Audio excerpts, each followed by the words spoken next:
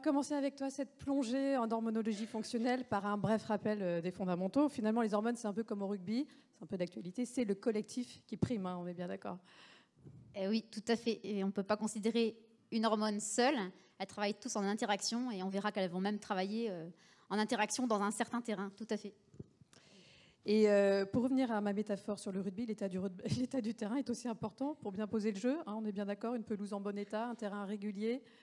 Oui, complètement, et c'est pour ça que quand on développe son expertise en hormonologie, il ne faut surtout pas oublier les grands fondamentaux, le terrain de l'individu, qui, comme on le verra, peuvent faire que même des hormones en quantité optimum ne peuvent pas bien faire leur job si le terrain n'est pas OK.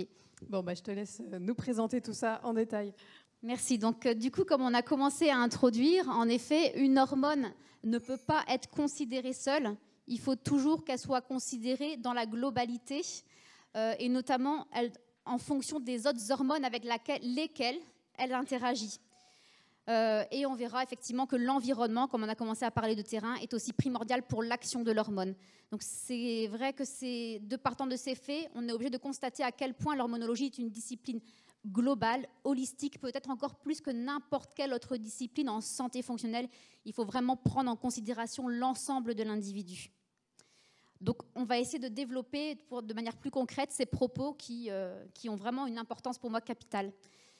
Une hormone, effectivement, ne peut pas être considérée seule, mais elle doit toujours être considérée avec les autres hormones qui l'influencent, puisqu'en effet, une hormone peut influencer la production d'une autre hormone et peut également influencer l'activité des autres hormones. Plus une question par rapport à quelle approche, entre guillemets, parce qu'on a vu que les hormones, tout était imbriqué en fait, avec le système neuropsy, avec les intestins.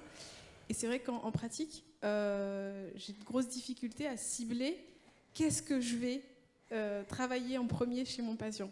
Alors voilà, donc s'il y avait une réponse... Je ne peux pas répondre, s'il n'y en a qu'une, c'est je ne sais pas. Mais si je veux développer un petit peu quand même, c'est vrai que ça nécessite de vraiment faire tout le bilan de tout, peu importe que votre patient vienne pour un SPM, pour une perte de cheveux, pour une perte de libido, pour des troubles digestifs, je m'en fiche.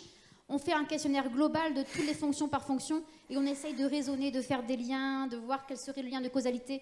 Et si on trouve un élément causal, la partie la plus immergée de l'iceberg, c'est celle qu'on va traiter. Mais des fois, tout est dans l'interaction et des fois, il faut traiter un peu sur tous les bords. Je peux répondre à la question? Bien sûr.